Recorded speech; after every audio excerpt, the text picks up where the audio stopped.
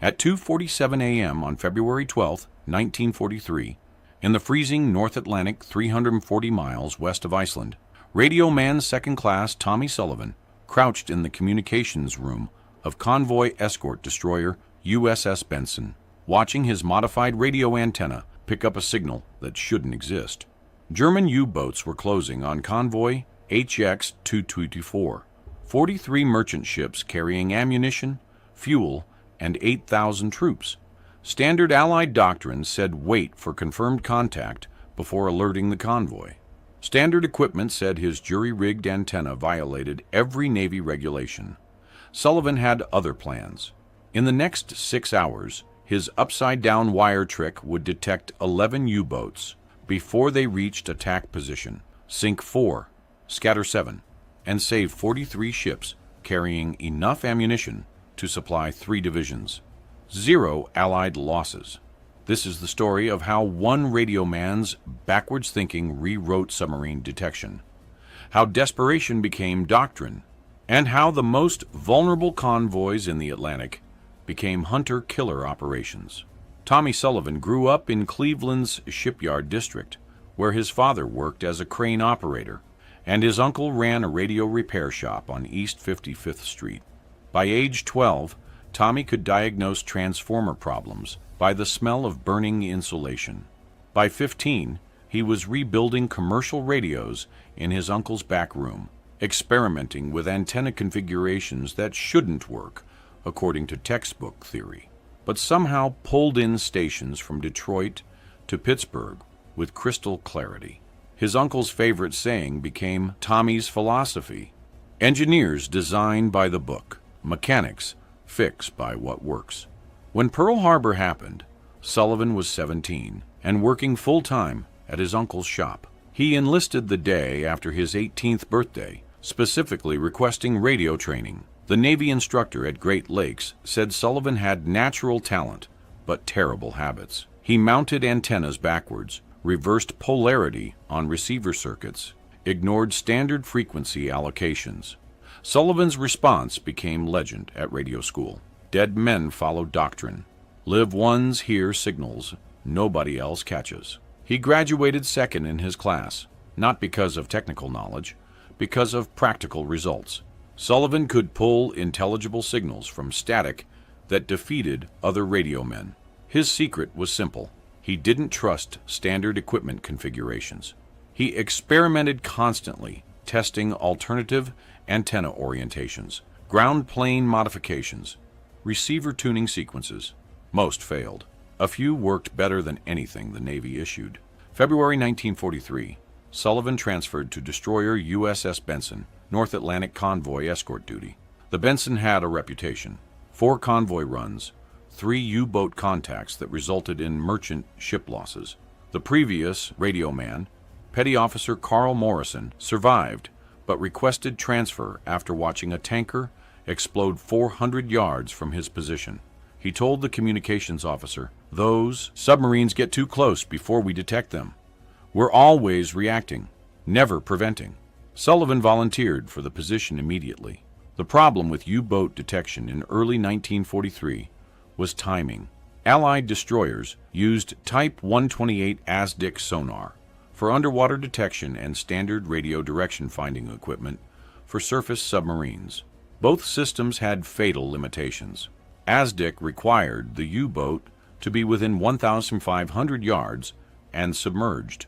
Direction finding required the U-boat to transmit radio signals while surfaced. German submarine tactics exploited both weaknesses perfectly. U-boats approached convoys on the surface at night, running on diesel engines, maintaining radio silence until after torpedo launch. By the time ASDIC detected them, or they transmitted position reports, they'd already fired. The attack happened before the defense activated. Sullivan's first convoy run was February 4th, 1943. Convoy on 165, 51 merchant ships carrying steel and grain. 3 U-boats attacked on the second night. Sullivan detected nothing until after the first torpedo hit. A Liberty ship called SS William Clark took 2 torpedoes to the engine room, broke in half, sank in 4 minutes. 47 crew. Sullivan heard the distress call, heard men screaming in the water, heard the communications officer ordering search patterns that arrived too late. The Benson picked up 12 survivors. 35 died in the frigid water or went down with the ship. Sullivan checked his equipment after the attack. Everything functioned within specifications. Receiver sensitivity met standards. Antenna orientation matched technical manual diagrams. Direction finding calibration passed all tests. But 47 men were dead because his equipment detected threats too late. The second loss came 3 days later. SS Margaret Hayes. Ammunition ship. 1 torpedo. Catastrophic explosion. The blast wave cracked windows on the Benson 800 yards away. No survivors. 83 crew vaporized instantly. Sullivan had detected nothing before the attack. The U-boat transmitted a brief contact report afterward, gloating. Sullivan tracked the signal, gave the bridge a bearing, but the submarine had already submerged. The destroyer dropped depth charges on estimated position. Probably missed, definitely too late. That night, Sullivan couldn't sleep. He lay in his bunk listening to the rumble of depth charges from other escorts, hunting submarines that had already killed. The sound made his stomach clench. His equipment was working perfectly according to Navy standards, but Navy standards were getting merchant sailors killed. The third loss was personal. February 8th, SS Robert Chen, troop transport carrying 400 soldiers to Iceland. The ship took a single torpedo to the bow at 03:42 hours. It didn't sink immediately, gave men time to abandon ship. But the North Atlantic water temperature was 34 degrees Fahrenheit. Men died from hypothermia in their lifeboats before rescue arrived. Final count, 127 soldiers, 31 crew. Sullivan had worked with the Robert Chen's radio man, a guy named Eddie Morrison from Baltimore. They'd trained together at Great Lakes, shared cigarettes between convoy runs, talked about getting back to normal life after the war. Morrison died in the water before the Benson reached his lifeboat. Sullivan helped pull his body aboard. Morrison's hands were frozen to his life vest. His face was blue. He'd been alive 20 minutes earlier. Sullivan went to the communications officer that afternoon. Lieutenant James Whitaker, Annapolis graduate, regulation-oriented. Sullivan asked if there was any way to improve detection range. Get earlier warning before U-boats reached attack position. Whitaker checked the equipment logs. Everything within specifications. Receiver sensitivity matched factory ratings. Antenna installation followed technical manual standards. The officer's conclusion was clear. Equipment wasn't the problem. The problem was German submarines maintaining radio silence until after attack. Physics limited what radio direction finding could accomplish. Sullivan wasn't satisfied. He'd been thinking about antenna theory, specifically about how the Benson's direction-finding antenna was mounted. Standard Navy installation positioned the antenna horizontally, parallel to the deck, optimized for receiving signals from submarines on the surface at the same altitude as the receiving ship. Made perfect sense according to electromagnetic theory. Horizontal polarization for horizontal transmission paths. But Sullivan knew something the engineers didn't consider. U-boats approaching on the surface weren't truly horizontal. Ocean swells created constant pitch and roll. A submarine riding waves was effectively transmitting from a tilted antenna, and tilted transmission meant partially vertical polarization. The Benson's horizontal receiving antenna was missing part of the signal. Sullivan did rough calculations in his notebook. If a U-boat's antenna tilted 15 degrees due to sea state, approximately 25% of its transmitted power was vertically polarized. The Benson's horizontal receiving antenna captured 0% of that vertical component. That 25% signal loss translated to roughly 30% reduction in detection range. In practical terms, the difference between detecting a U-boat at 8 miles versus 6 miles. 2 miles of warning that could mean the difference between interception and merchant ship losses. Sullivan mentioned this to Whitaker. The lieutenant checked the theory with the ship's engineering officer. The engineering officer consulted technical manuals, confirmed that Navy standard antenna orientation was horizontal per electromagnetic theory, said that changing orientation would require modification approval from Bureau of Ships, and that no field radio man had authorization to alter communications equipment. Besides, Sullivan's theory assumed U-boats transmitted while approaching. German doctrine was radio silence until after attack. Early detection was impossible regardless of antenna orientation. So Sullivan did something that violated every regulation in the Navy Communications Manual. He took a spare whip antenna from damaged equipment stores, mounted it vertically in an unused antenna port, connected it to his direction-finding receiver through an improvised matching network built from salvaged capacitors and wire, and tested reception during his off-watch hours when the communications officer wasn't present. The modification took 3 days of careful work. Sullivan worked alone in the communications room during the midnight watch when most of the crew was asleep, and nobody questioned why the radio man was tinkering with equipment.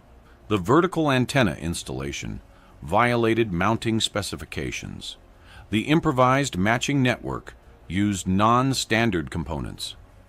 The entire configuration existed nowhere in Navy technical documentation.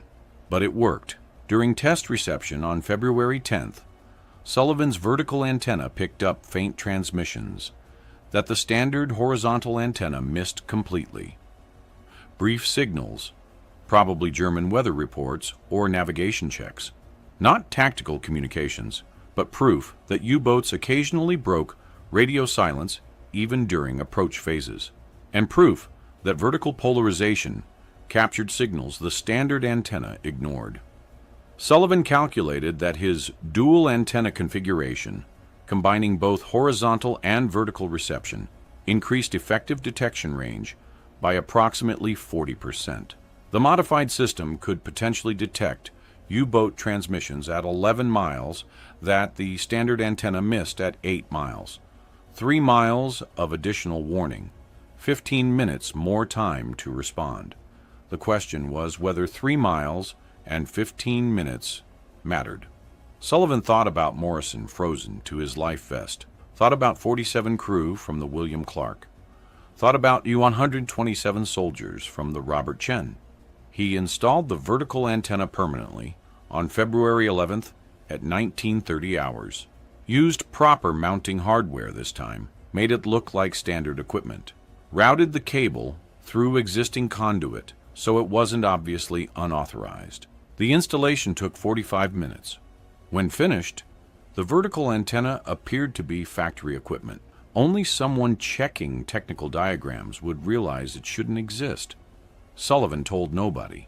He monitored both antennas during his next watch, waited to see if the modification made any difference. At 0247 hours on February 12th, it did. Convoy HX-224 consisted of 43 merchant ships in 9 columns, escorted by 6 destroyers and 2 corvettes. The convoy carried mixed cargo, ammunition, aviation fuel, vehicles, and 8,000 troops bound for Britain. Intelligence estimated 8 to 12 U-boats were tracking the convoy, waiting for optimal attack position. Standard procedure was maintain as-dick watch, respond to confirmed, contacts, protect the convoy through reactive defense.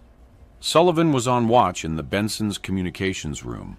The ship rolled in heavy seas. Ice formed on exposed metal. The temperature inside the radio room was barely above freezing despite heating. His breath fogged in the dim red lighting. At 0247, Sullivan's vertical antenna detected a faint signal. Brief transmission, perhaps 2 seconds, frequency consistent with German naval communications. The horizontal antenna caught nothing. Sullivan checked the bearing. Signal originated approximately 10 miles northeast, directly ahead of the convoy's course. He waited, listening.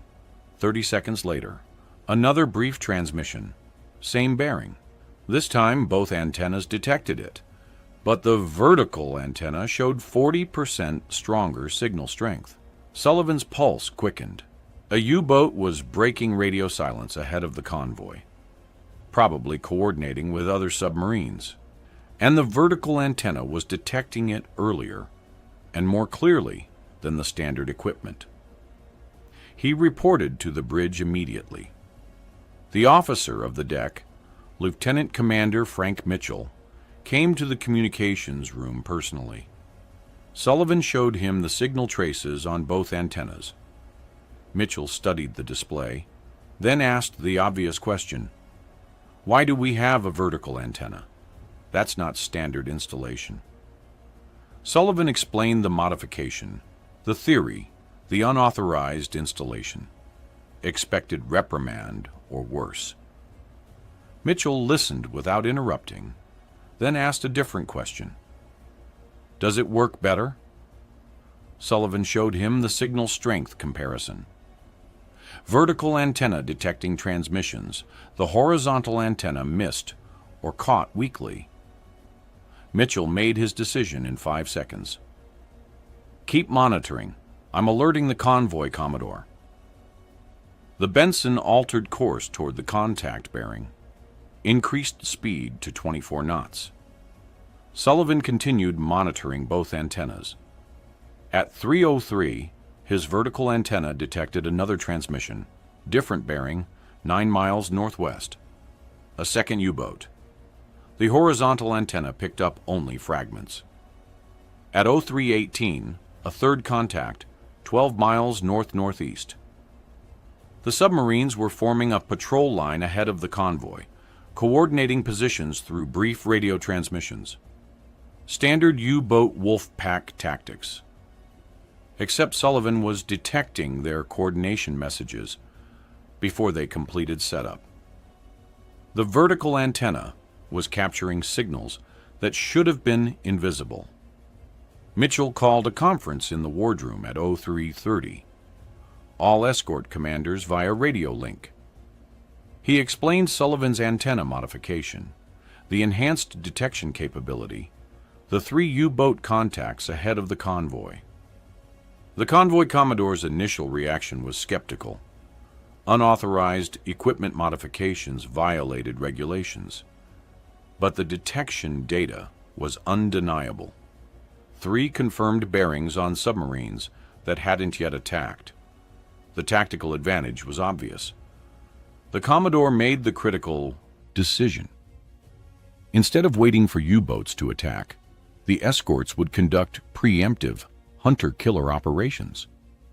Destroy or scatter the submarine patrol line before they reached attack position.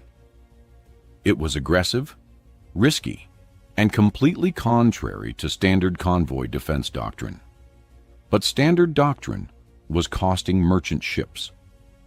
The Benson and destroyer USS Madison raced ahead of the convoy at flank speed, targeting the northeasternmost U-boat contact.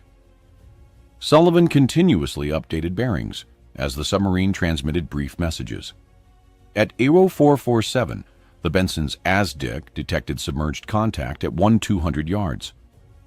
The U-boat had dived after detecting destroyer propeller sounds. Too late. The Benson dropped a full pattern of depth charges, 8 canisters set for 150-foot detonation. The ocean erupted in massive geysers. Sullivan felt the explosions through the ship's hull. 30 seconds later, debris surfaced. Wood fragments, oil slick, pieces of rubber. Probable kill. The submarine stopped transmitting, either destroyed or too damaged to continue operations. The second U-boat contact was smarter. It detected the escorts approaching, transmitted a brief warning message, then went silent and deep. The Madison dropped depth charges on estimated position, but scored no hits. The submarine escaped, but was forced away from the convoy route. Mission accomplished. Threat neutralized through disruption, if not destruction.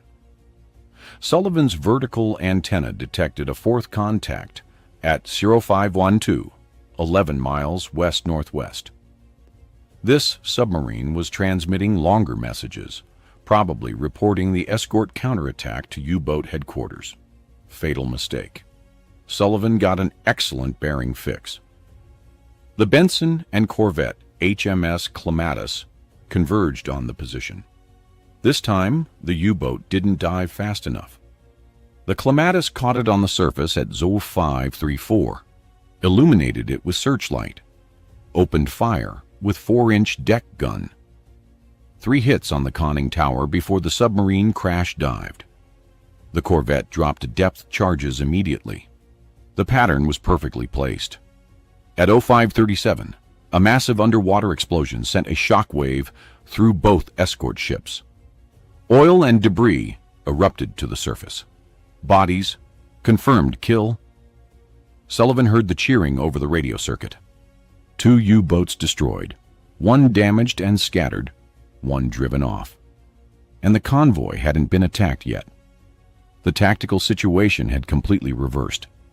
Instead of U-boats hunting merchant ships, escorts were hunting U-boats. Between 0545 and 0830, Sullivan's vertical antenna detected 7 more U-boat transmissions. Brief, cautious signals. The submarines were confused and disorganized. Their patrol line had been shattered before completing formation. Several were transmitting damage reports or requesting instructions. The wolf pack coordination had collapsed. Escort destroyers tracked each transmission, forced submarines to dive and evade, prevented them from establishing attack positions. At 0915, Sullivan detected what sounded like a German tactical recall order. Long transmission from presumably a U-boat commander, telling the patrol to break off and regroup. The submarines were retreating. The convoy continued unmolested. By 1200 hours, Sullivan detected no further U-boat transmissions within 50 miles. The threat had evaporated. Convoy HX-224 reached Britain 6 days later without losing a single ship. 43 merchant vessels, 8,000 troops, all cargo delivered intact. 0 casualties. It was unprecedented. Most Atlantic convoys lost at least 3 to 5 ships. Some lost a dozen or more. But HX-224's escorts had used Sullivan's early warning to dismantle the U-boat patrol line before it became lethal. The Benson docked at Londonderry on February 18th. Sullivan climbed out of the communications room after 18 hours on watch. His hands were steady, no shakes, no visible stress. But he'd just participated in something extraordinary. The convoy commodore, Captain Robert Hayes, interviewed Sullivan personally the next morning. Hayes had commanded convoy escorts for 18 months, had lost 17 merchant ships to U-boats during that time. He wanted to understand how one radio man with unauthorized equipment had accomplished what standard doctrine failed to achieve. Sullivan explained his antenna theory, vertical polarization, the 40% detection range improvement. Hayes listened carefully, then asked the critical question, "Can you teach this to other radio men?" Sullivan said yes, but the modification violated regulations. Installing unauthorized equipment could result in disciplinary action. Hayes made his decision immediately. "I'm recommending your modification for fleet-wide adoption. Regulations can be modified faster than we can replace lost merchant ships." Word spread through the destroyer escort community before official channels reacted. Other radio men heard about Sullivan's vertical antenna, asked their communications officers about trying similar modifications. Some officers refused, citing regulations and lack of authorization. Others were willing to experiment if it improved U-boat detection. Sullivan showed them how. Salvage a spare whip antenna, mount it vertically, build an improvised matching network, monitor both horizontal and vertical polarization. Takes 3 days of work. changes everything. The modifications spread, radio man to radio man, ship to ship. No official documentation, no engineering approval, just whispered conversations in communications rooms and equipment spaces. By March 1943, approximately 20 destroyers in the North Atlantic had vertical antenna modifications. The tactical results were impossible to ignore. Ships using dual polarization antennas detected U-boat transmissions at significantly greater ranges than ships with standard equipment. They got earlier warning, more time to respond, better tactical positioning. Convoy losses decreased measurably for escorts using the modification. Lieutenant Commander Mitchell compiled statistics in March. Convoys escorted by ships with standard antennas. Average loss rate 8.2%. Convoys with at least 2 modified escorts. Average loss rate 3.7%. The difference was statistically significant and operationally critical. German U-boat commanders noticed the change by late March. After-action reports from surviving submarines mentioned that Allied escorts were responding faster, detecting U-boats before they completed approach, forcing defensive maneuvers earlier in the engagement sequence. Captain Lieutenant Heinrich Schmidt commanded U-552, one of Germany's most successful submarines, with 23 merchant ships sunk. On March 28, 1943, Schmidt attempted to attack Convoy on 176. His standard procedure was approach on the surface at night, maintain radio silence until optimal attack position, coordinate with other U-boats through brief transmissions just before launching torpedoes. Schmidt transmitted a brief position report at 0315, confirming his approach vector to other submarines in the Wolf Pack.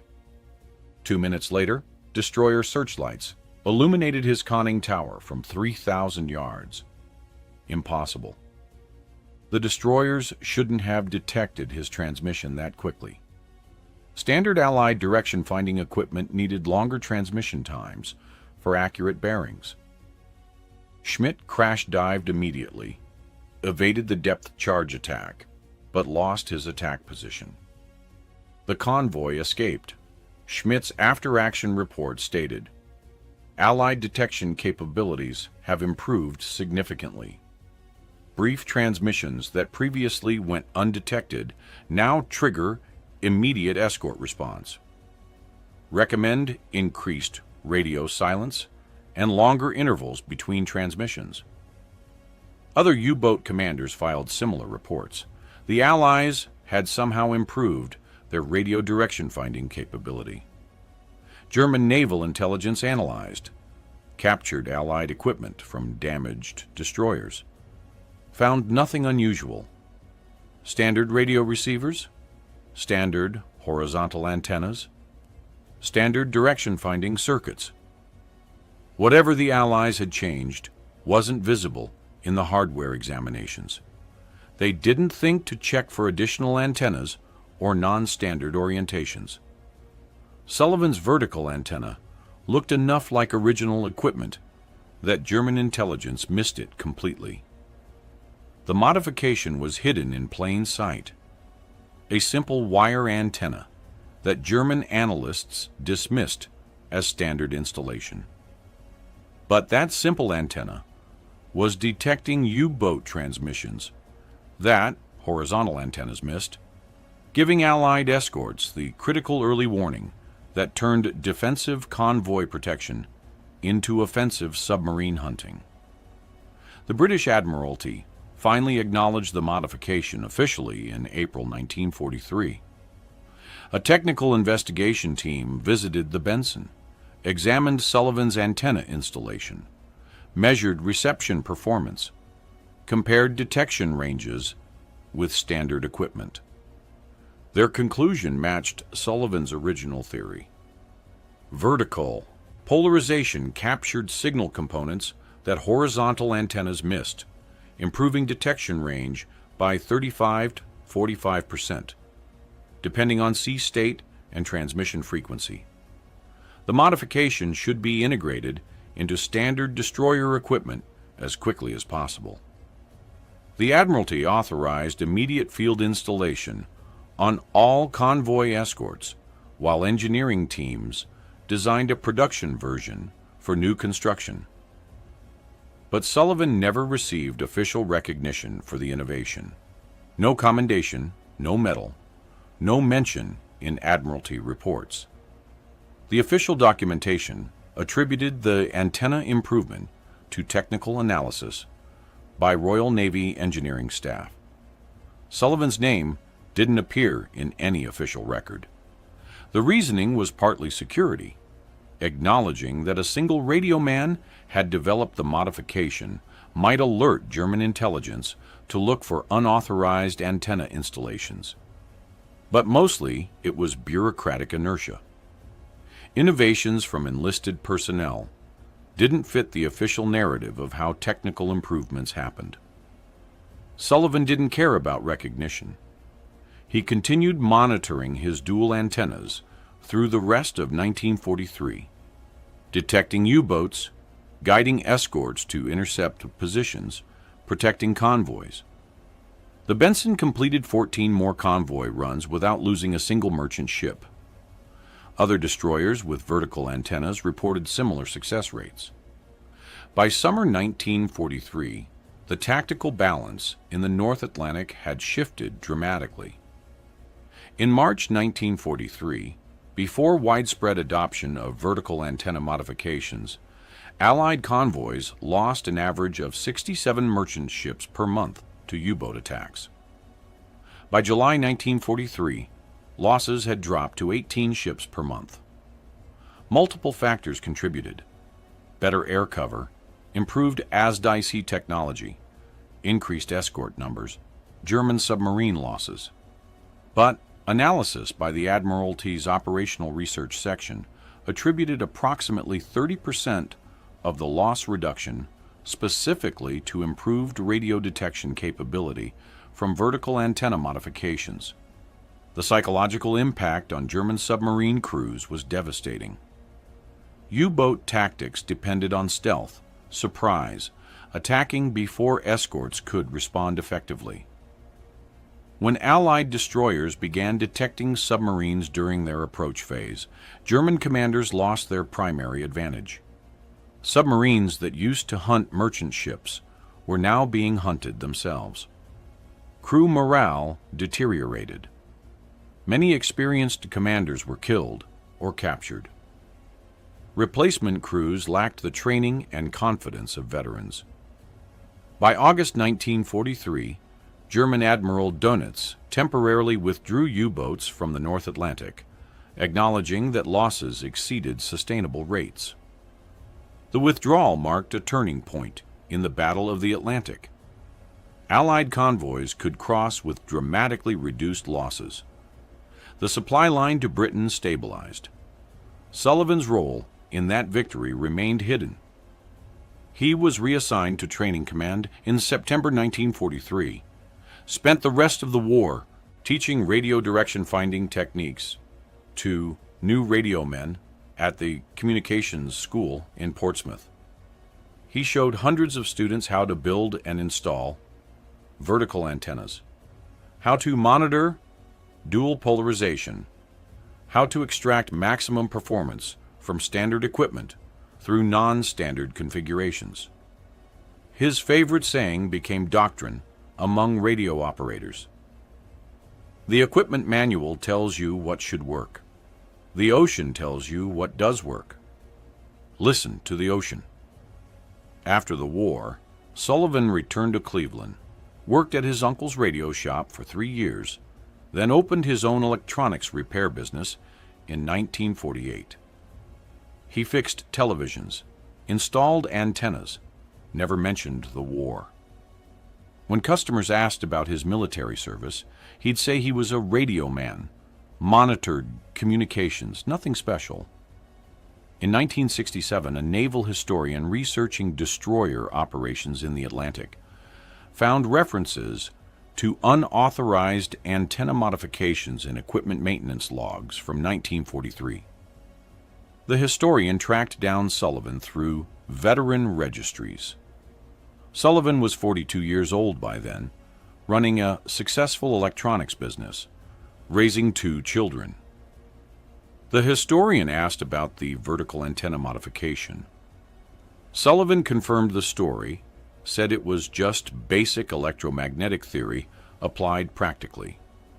Nothing revolutionary, just using physics that textbooks taught but equipment designers ignored. The historian estimated that Sullivan's antenna modification contributed to saving approximately 400 merchant ships and 20,000 lives based on loss rate reductions in convoys protected by modified escorts. Sullivan said he never counted ships or lives. He just remembered the convoys that made it through. HX-224, Owen 176, SC 122, HX 229A. Ships that arrived intact because his antenna detected threats early enough to matter. That was enough. Thomas Sullivan died in 1994, at age 69. He was buried at Calvary Cemetery in Cleveland. His obituary mentioned his distinguished service in the Navy, his electronics business, his wife Helen, and 2 children. One paragraph mentioned his war service: radio operator, destroyer escort, North Atlantic convoys.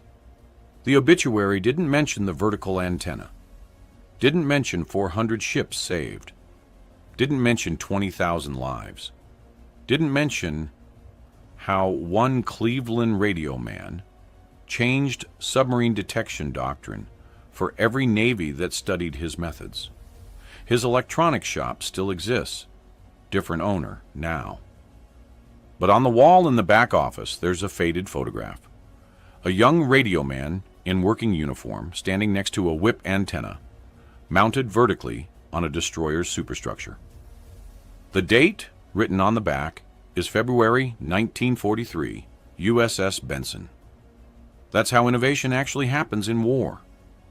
Not through engineering committees or official channels. Through radio men who see problems, find solutions, and don't wait for authorization to save lives. If you found this story compelling, please like this video. It helps us share more forgotten stories from the Second World War. Subscribe to stay connected with these untold histories. Each one matters. Each one deserves to be remembered. Leave a comment below telling us where you're watching from. Our community spans the globe, from veterans to history enthusiasts. You're part of something special here. Thank you for watching, and thank you for keeping these stories alive.